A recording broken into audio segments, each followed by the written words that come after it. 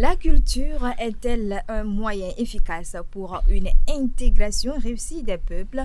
C'est autour de cette question que va se dérouler le débat du jour. Bonsoir et bienvenue sur Wadjes TV. Amen Segla, bonsoir. Bonsoir Marguerite et bonsoir à tous nos téléspectateurs. Yannick Okwame, bonsoir. Bonsoir Marguerite, bonsoir à Wadjes TV. Nous parlons aujourd'hui culture, notamment des événements ou spectacles culturels qui se sont déroulés ces derniers temps au sein de la Confédération de l'Alliance des États du Sahel, AES. L'on a constaté un engouement autour de ces événements. Un exemple, le week-end dernier à Ouagadougou, au Burkina Faso, les citoyens burkinabés se sont mobilisés massivement pour accueillir et écouter l'humoriste ivoirien de renom Michel Gou. D'abord, est-ce une manière de montrer aux yeux du monde que les deux peuples restent soudés et indissociables, indivisibles? Voilà, merci Marguerite. Aujourd'hui, nous allons parler de la culture et c'est de bonne loi que nous intervenons sur ce qui nous lie avec les autres. Et vous en souvenez que lorsque les Occidentaux ont charcuté l'Afrique comme une pizza, tout ce qui nous reste, c'est notre culture. C'est-à-dire, c'est ça qui nous lie, c'est notre identité, c'est ce qui nous lie les uns aux autres. Alors, pour parler du Burkina Faso, et ces derniers temps, pour ne pas dire ces dernières années, avec l'arrivée du capitaine Ibrahim Traoré au pouvoir, certains ont ce vilaine manière de faire croire aux autres qu'il y a une tension entre les deux peuples. Alors, l'arrivée de l'humoriste ivoirien et Michel Gou au Burkina Faso la semaine dernière nous a prouvé le contraire parce que, à vu l'accueil et l'engouement de la population burkinabé, ça ne prouve pas, en fait, ça ne dénote rien et qui prouve, qui justifie ce que les gens voulaient faire croire aux autres. Parce que quand vous prenez le peuple burkinabé, certes, ce peuple-là a vécu beaucoup de choses. Mais quand il y a culture, on fait taire à tous les clivages. C'est-à-dire, on fait taire à nos divergences pour parler de cette culture-là. Et c'est ce que l'humoriste Gou a prouvé, a démontré l'autre fois au Burkina Faso. Donc, pour faire court, aujourd'hui, ceux qui disent qu'il y a une tension entre le peuple ivoirien et le peuple burkinabé, ça ne leur engage. Certes, il peut y avoir quelques crispations au niveau des États sur le plan diplomatique ou bien politique, mais cela n'engage pas en fait les nations. Yannick Okwame, ton point de vue sur la prestation de l'humoriste ivoirien Michel Gou, qui a rassemblé beaucoup de Burkinabés autour de lui. Oui, tout à fait, Marguerite. L'accueil très chaleureux réservé à Michel Gou au Palais de la Culture de Bobo Dioulasso au Burkina Faso dépasse le cadre du divertissement, il faut le savoir, parce que cela témoigne plutôt de la solidité et des relations entre le Burkina Faso et la Côte d'Ivoire, et ce malgré les soubresauts, les défis politiques et diplomatiques qu'ils ont eu à traverser, comme Amen l'a si bien précisé. Et aujourd'hui, le Burkina Faso et la Côte d'Ivoire, c'est une même famille, d'accord? Il y a plusieurs ethnies qu'on retrouve de part et d'autre. Par exemple, quand on prend les Dioula, on retrouve les Dioula au Burkina Faso, en Côte d'Ivoire. Et on ne peut pas occulter aussi le fait qu'il y a un grand nombre de ressortissants burkinabés qui se trouvent en Côte d'Ivoire actuellement. Et la plupart sont issus de la grande migration qui a eu lieu dans les années 60, où beaucoup de Burkinabés sont arrivés en Côte d'Ivoire et ils évoluent dans les milieux comme l'agriculture et le commerce. Et je peux dire que les Burkinabés ont contribué efficacement au développement de l'économie ivoirienne. Et en retour, également, la Côte d'Ivoire a toujours été, je peux dire, un partenaire privilégié, je peux dire même un allié naturel du Burkina Faso, malgré les défis qu'ils ont eu à traverser. Alors, cet accueil réservé à Gou Michel, illustre parfaitement cette relation-là. Et on sait que Gou Michel, grand star, grande vedette de son état, c'est une figure emblématique, figure emblématique du théâtre et du cinéma africain. Il se présente aujourd'hui comme, je peux dire, un acteur de rapprochement entre les peuples. Un acteur de rapprochement entre les peuples. Et il a eu à le dire dans son one-man show. Il a abordé beaucoup de thématiques comme la cohésion nationale, l'unité africaine et tout, la résilience des peuples. Et aujourd'hui, son humour, ou bien son spectacle, son art transcende les frontières et touche du doigt les réalités africaines. Donc, c'est vraiment une initiative à souhaiter. Et on espère que dans les jours à venir, peut-être qu'un artiste burkinabé se rendra, mais se produira en Côte d'Ivoire. Et aujourd'hui, je peux dire, Amel vient de dire quelque chose tout à l'heure. L'amour ou bien le soutien que le peuple burkinabé a démontré à Gao vraiment traduit le fait que les Burkinabés ont toujours leurs frères ivoiriens dans leur cœur. Il n'y a pas de souci entre eux. Le peuple burkinabé est un peuple qui n'est pas hypocrite. S'il ne t'aime pas, il te le fait savoir en même temps. Donc je crois que les relations entre le Burkina Faso et la Côte d'Ivoire restent chaleureuses, vraiment, contrairement à ce que les gens peuvent dire. Voilà, merci Amen Segla. On constate que les événements culturels d'habitude rassemblent et unissent davantage. Peut-on affirmer que la culture fait taire les clivages, surtout peut-être dans un contexte de tension, bien sûr? Oui, parce que quand vous prenez notre culture, je l'ai dit tantôt, c'est ce qui nous rassemble, c'est ce qui nous identifie le mieux. Alors, ceux qui ont tendance à nous dire, ou bien et essaie de nous faire croire que tel peuple est contre tel peuple.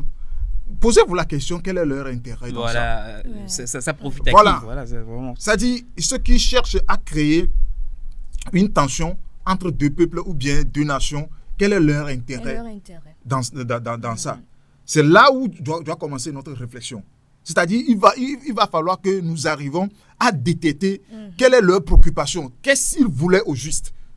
En ce moment-là, nous pouvons transcender leurs actions et définir notre propre opinion par rapport à ça. Parce que quand vous prenez deux peuples, burkinabé et ivoirien, si ce n'est pas cette frontière imaginaire que le blanc a tracée sur un papier, il n'y a pas de frontière entre les peuples. Ça dit c'est une nation, quoi. C'est ça. Parce que quand vous prenez, par exemple, une ethnie en Côte d'Ivoire, vous pouvez aussi le trouver au Burkina Faso. Donc, la limite, il n'y a pas de limite en fait. C'est-à-dire, vous n'arriverez pas à la frontière au Burkina Faso aujourd'hui pour dire que bon, c'est tracé ici par la nature, que bon, c'est la frontière entre il n'existe pas. Ça a été fait juste sur une carte que le blanc a dessiné depuis Berlin. C'est ça. Et les gens se basent sur ça pour créer des tensions inutiles entre les peuples. Donc aujourd'hui, il nous revient en tant que peuple, comme l'a démontré le peuple burkinabé l'autre fois, de dire que nous sommes un et indivisibles, peu importe ce que les dirigeants peuvent avoir entre eux. Bon, ça c'est entre les États, mais entre nations, entre peuples, il n'y a pas de division et il n'en aura pas. Yannick Kwame, est-ce que ça veut dire que la culture fait taire les clivages dans un contexte de tension, par exemple? Oui, moi j'ai l'habitude de le dire, là où la politique divise, bien peut diviser, la culture, quant à elle, réunit. Tu vois, devant les tensions politiques, ethniques et tout ce que vous voulez, la culture joue un rôle pacificateur. Que ce soit peut-être l'art, la musique, le cinéma, toutes les formes de culture, toutes les formes d'art.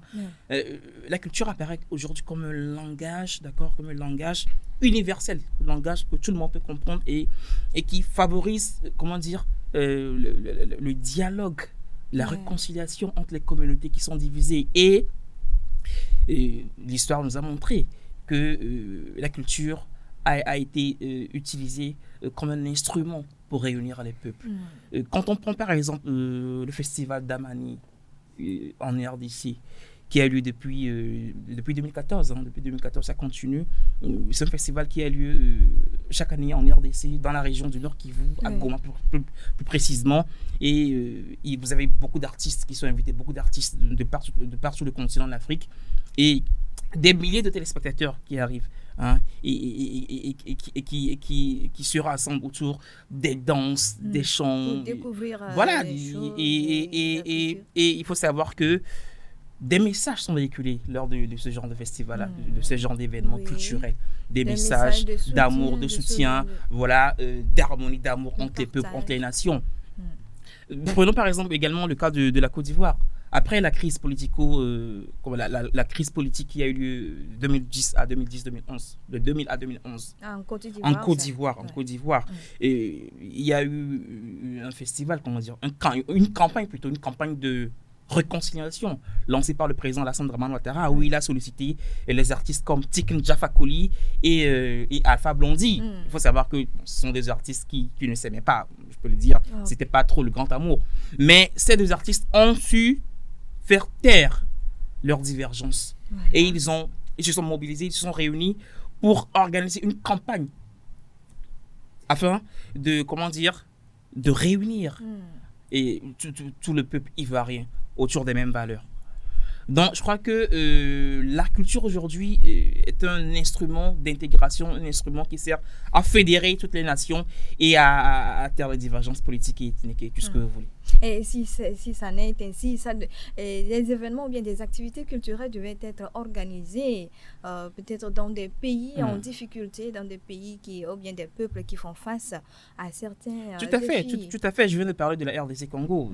Je viens de parler du Nord Kivu, où c'est une région marquée vraiment par des conflits armés. Et aujourd'hui, l'exemple que je viens de donner, le festival que je viens de donner, le festival dont je viens de donner le nom, Amani, le festival Amani, est un festival vraiment qui fédère toutes les peuples, qui fédère toutes les nations. Les dirigeants et les chefs d'État doivent souvent organiser ces genres d'événements culturels afin de réunir toutes les populations.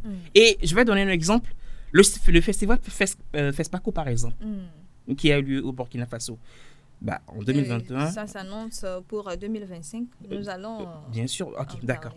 Nous allons en parler. Et au sein de l'AES, les autorités cherchent à disposer d'une politique commune en matière de la culture. Plusieurs activités culturelles s'organisent dans cet espace déjà mobilisant à chaque fois les peuples des 3 pays de l'AES. Tout dernièrement, c'était la 45e édition du sabre national de lutte traditionnelle au Niger. Et depuis lundi 3 janvier 2025 se déroule au Mali. Précisément à Ségou, le festival sur le Niger, célébré sous le signe de la fraternité, de l'unité et de la solidarité au sein de l'AES. Amen Segla, les dirigeants ont-ils fait de la culture un moyen d'intégration des peuples? Oui, parce que en fait, ce n'est pas les dirigeants qui ont fait ça.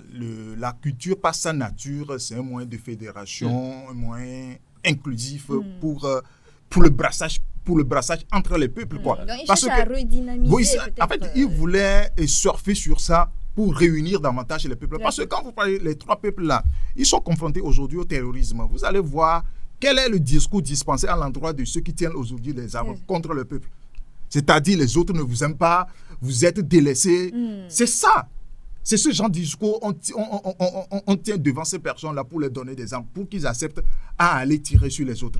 Donc, si aujourd'hui, on arrive à faire comprendre aux uns aux autres que nous sommes un, et s'il y a un problème dans notre pays, il va falloir que nous nous asseyons et discuter pour pouvoir trouver une solution. Je ne pense pas que les gens vont tenir encore ces armes-là. Donc, par les cultures, on peut arriver aussi à désarmer ces colonnes du désert-là.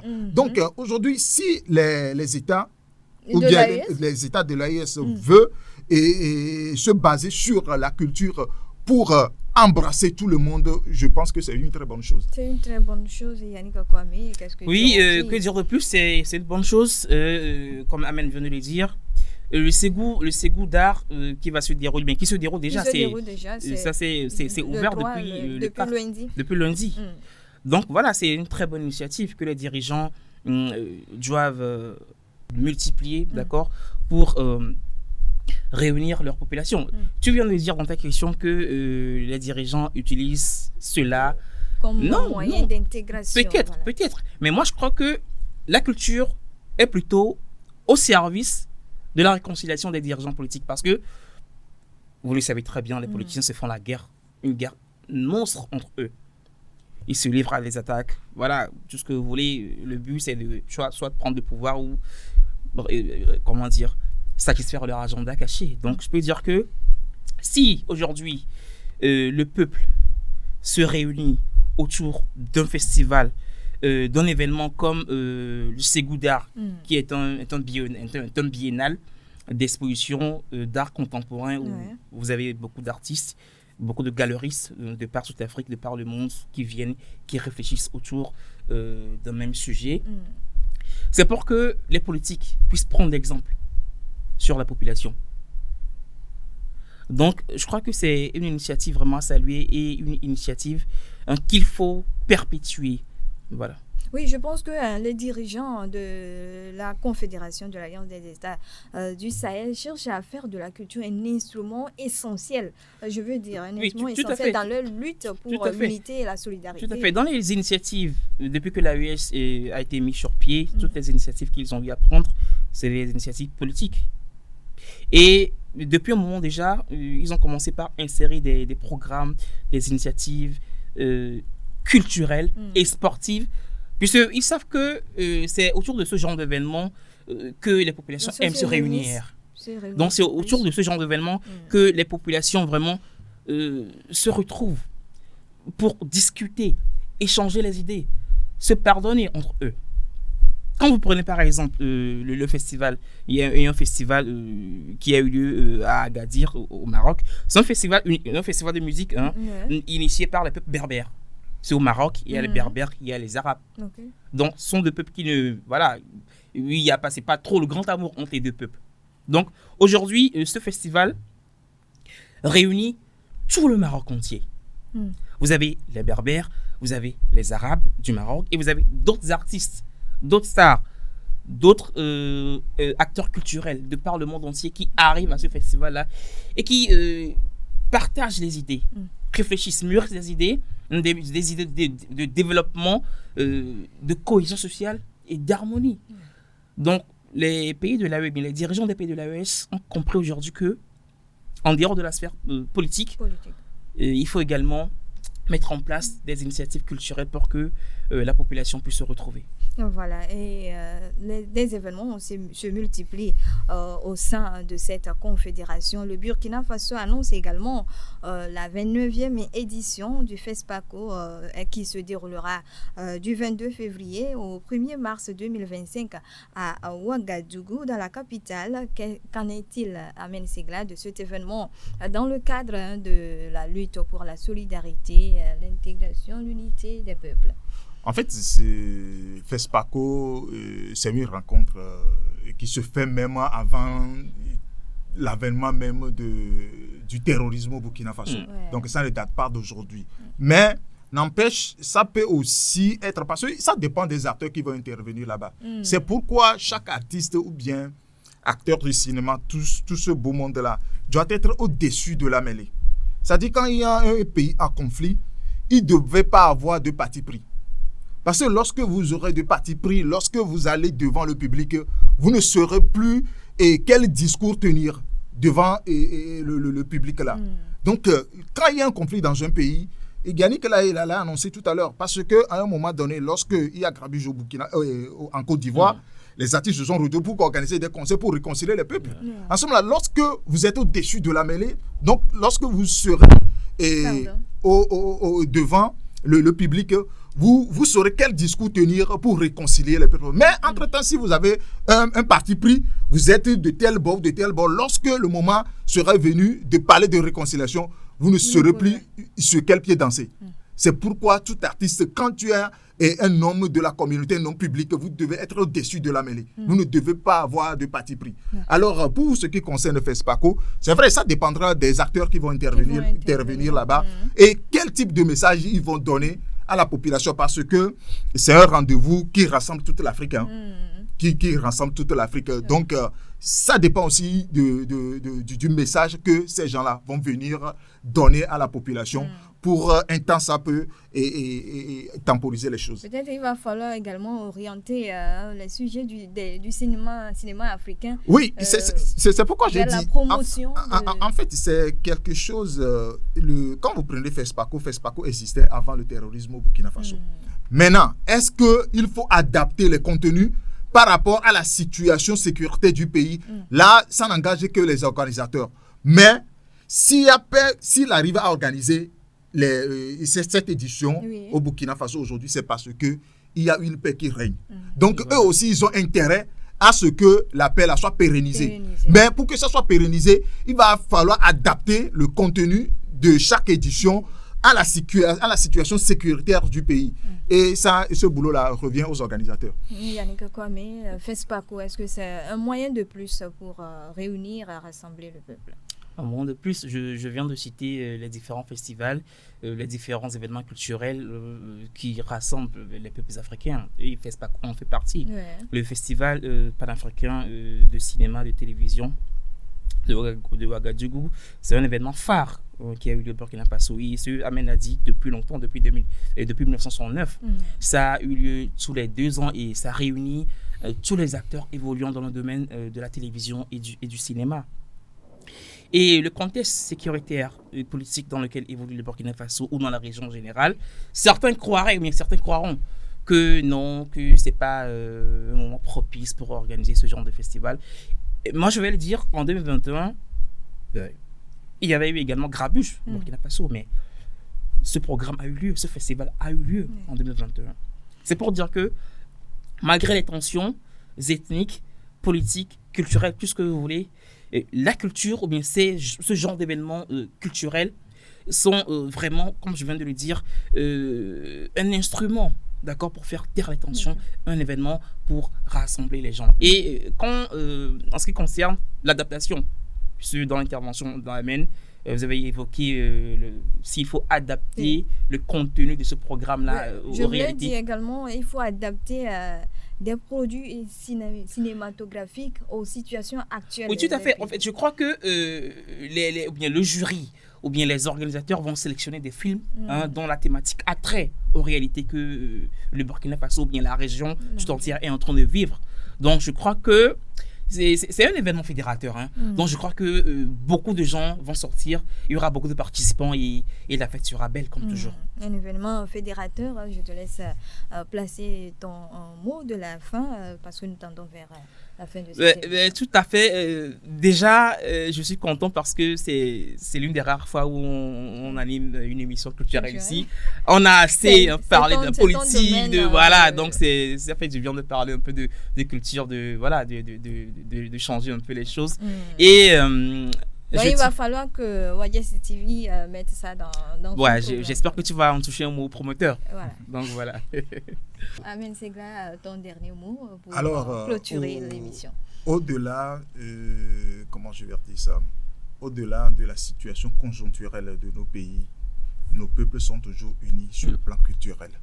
Alors, il ne faut pas que les gens essaient de diviser davantage nos populations pour des raisons, pour leurs propres intérêts. Voilà. S'ils ont intérêt à avoir quelque chose sur le plan politique, ce n'est pas trop tard.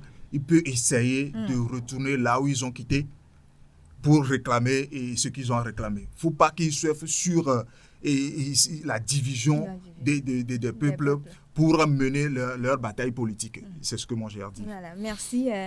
Nous constatons qu'au sein de l'AES, la culture est considérée comme le socle sur lequel l'unité devrait se construire. Des moyens se mettent en place pour y parvenir. Merci, chers consultants, pour vos éclaircissements. Merci bien. Merci à vous également, chers téléspectateurs, pour votre fidélité. À nous revoir.